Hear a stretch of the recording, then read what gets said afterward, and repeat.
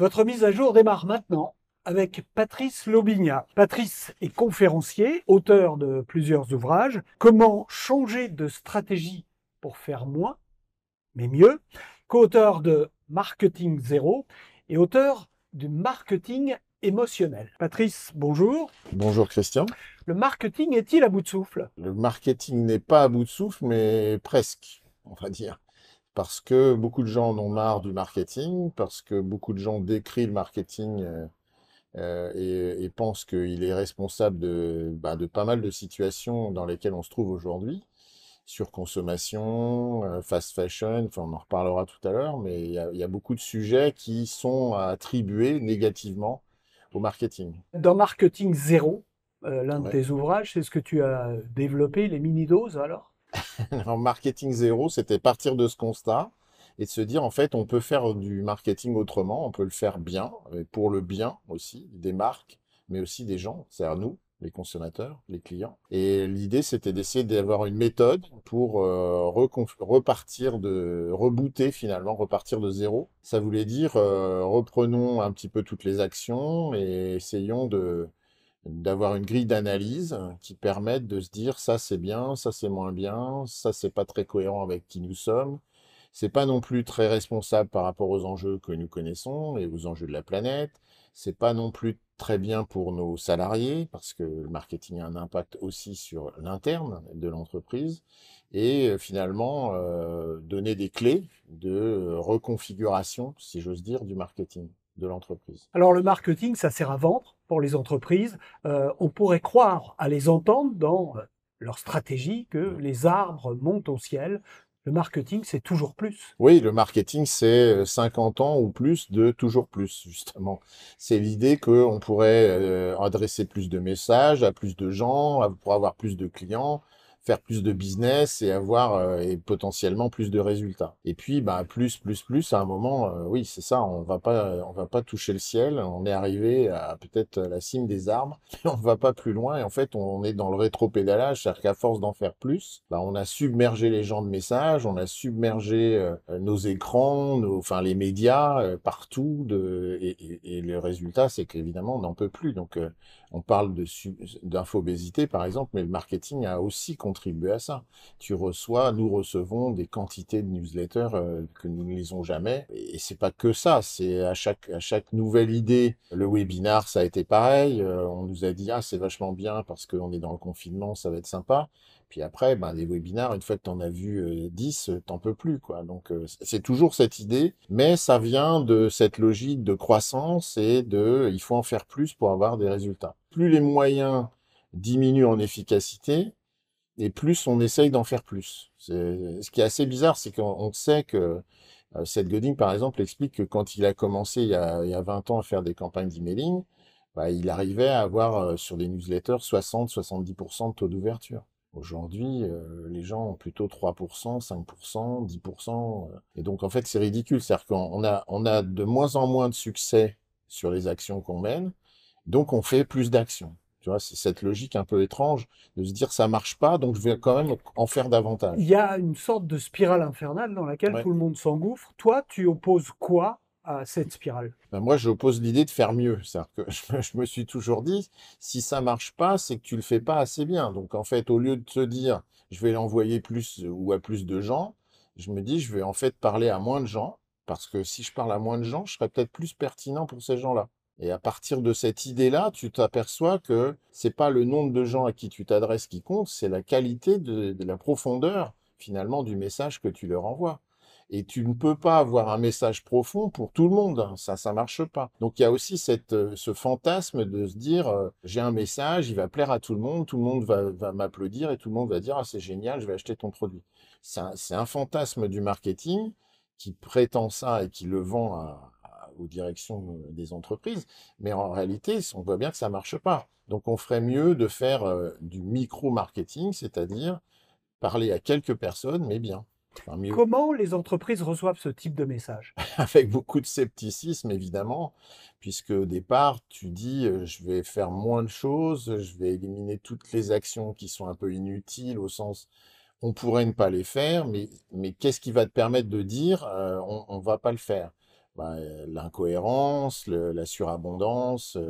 Moi, j'ai des gens avec que j'ai conseillé qui sont passés d'envoyer 4 newsletters par semaine à j'en envoie une, puis après, j'en envoie une tous les 15 jours. Et puis finalement, j'ai de meilleurs résultats parce que je travaille davantage la qualité et donc je vais avoir des gens qui vont me répondre.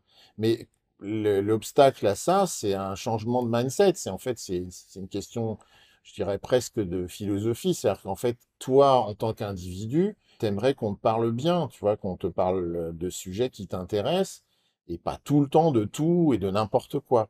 Donc, comment tu acceptes ça? Tu l'acceptes si tu arrives à switcher ta position pour celle de l'autre en te disant, mais si tu étais à sa place, est-ce que tu pourrais continuellement recevoir ça? Moi, pourquoi tu m'envoies une newsletter pour me vendre des boîtes de thé toutes les semaines? Comment voudrais-tu que j'achète des boîtes de thé toutes les semaines?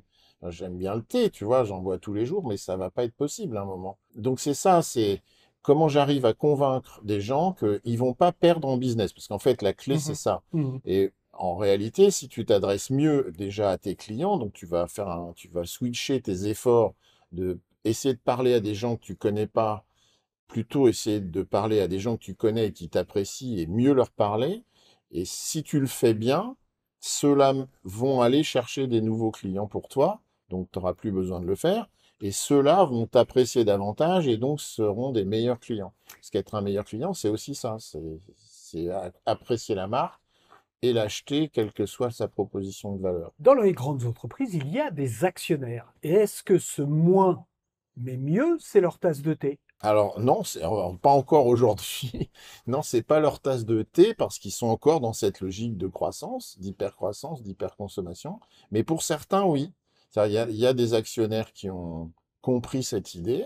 Et donc, il y a des patrons qui ont pris le risque d'expliquer à leurs actionnaires que, en fait, ils allaient se décider à en faire moins. Donc, on va plus servir des clients qui sont à plus de 100 kilomètres de chez nous.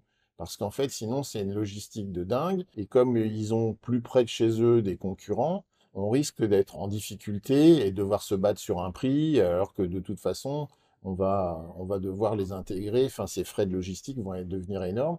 Donc, qu'est-ce qu'on fait? Bah, on l'a vu, hein, le renouveau du local, c'est ça aussi. C'est se dire, en fait, moi, j'ai une zone dans laquelle je peux bien m'occuper de mes clients. Et puis au-delà, je ne sais pas le faire ou ça me coûte trop cher, donc je ne vais pas le faire. Ça n'a pas de sens. Donc je vais perdre des clients. Je renonce à X milliers ou X centaines de milliers de clients. Par contre, je vais mieux servir ceux que j'ai. Et donc ça, c'est un changement qui peut arriver jusqu'aux oreilles des actionnaires, parce qu'en fait, tu peux servir moins de clients, mais mieux, c'est ça l'idée, et donc dégager plus de valeur finalement. Donc en réalité, l'entreprise à la fin, elle dégage plus de valeur, donc sa valeur à elle augmente aussi, et l'actionnaire, ce qu'il cherche, c'est la valeur de l'entreprise. Alors, il y a un modèle qui est à l'opposé de ce que tu es en train de professer toi, c'est l'ultra fast fashion. Ouais, C'est-à-dire plus de clients, mais moins de valeur ouais, c'est sur ça. chaque client. Oui.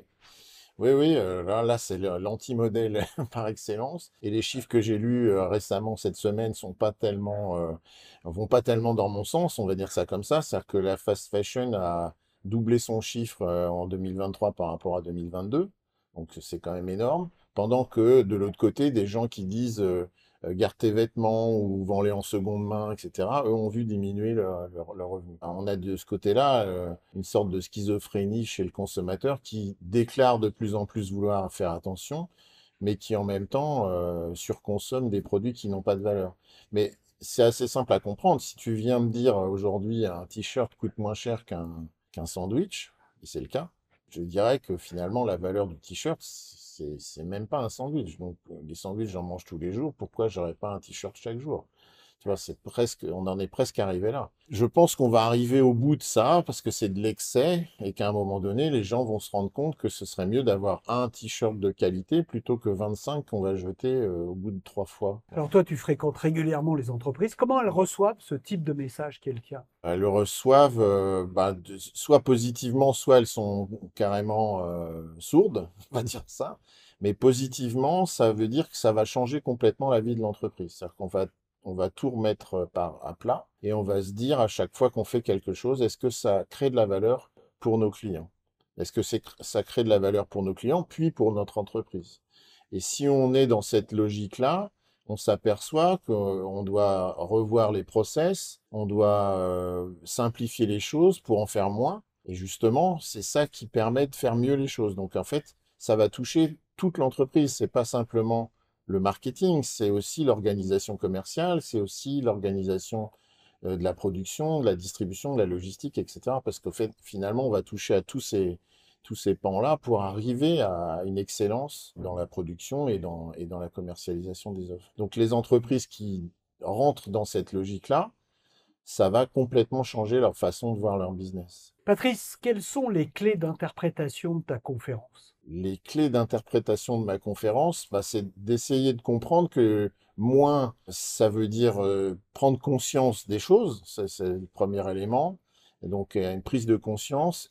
La deuxième chose, c'est qu'évidemment, il y a une solution, c'est pas moins pour moins, quoi. C'est pas juste on va plus rien faire et ça va bien se passer. Non, c'est on va rééquilibrer, on va se réaligner, on va se rééquilibrer. Et là, je prends des mots humains exprès parce que finalement, c'est une question de posture. Donc, c'est d'expliquer ça. Et puis de dire aussi, parce que c'est très important aujourd'hui, de dire quels sont les réels bénéfices du mieux, enfin du moins mais mieux. Merci Patrice. Merci Christian. Vous retrouvez le profil complet de Patrice Lobignat sur le site lesspeakers.com. Et moi, je vous dis à très vite pour votre prochaine mise à jour.